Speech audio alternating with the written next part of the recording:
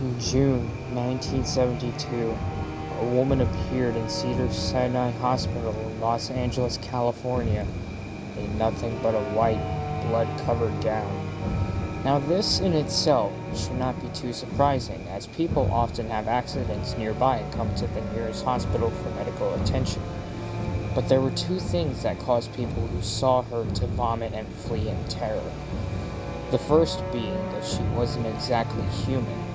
She resembled something close to a mannequin, but had the dexterity and fluidity of a normal human being. Her face was as flawless as a mannequin's, devoid of eyebrows and smeared in makeup. There was a kitten clamped in her jaws so unnaturally tight that no teeth could be seen, and the blood was still squirting out over her gown and onto the floor. She then pulled it out of her mouth, tossed it aside, and collapsed. From the moment she stepped through the entrance to when she was taken to a hospital room and cleaned up before being prepped for sedation, she was completely calm, expressionless, and motionless. The doctors thought it best to restrain her until the authorities could arrive, and she did not protest. They were unable to get any kind of response from her. Most staff members felt too uncomfortable to look directly at her for more than a few seconds. But the second the staff tried to sedate her, she fought back with extreme force.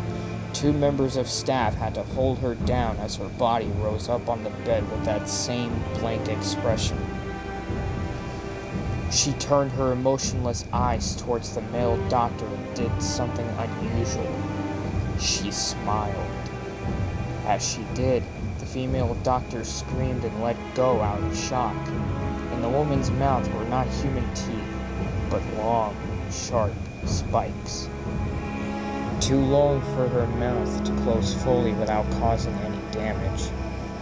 The male doctor stared back at her for a moment before asking, What in the hell are you?" She cracked her neck down to her shoulder to observe him, still smiling. There was a long pause. The security had been alerted and could be heard coming down the hallway. As he heard them approach, she darted forward, sinking her teeth into the front of his throat, ripping out his jugular and letting him fall to the floor, gasping for air as he choked on his own blood. She stood up and leaned over him, her face coming dangerously close to his as the light faded from his eyes. She leaned closer and whispered in his ear, "I am God." The doctor's eyes filled with fear as he watched her calmly walk away to greet the security men. His last ever sight would be watching her feast on them one by one. The female doctor who survived the incident named her the Expressionless. There was never a sighting of her again.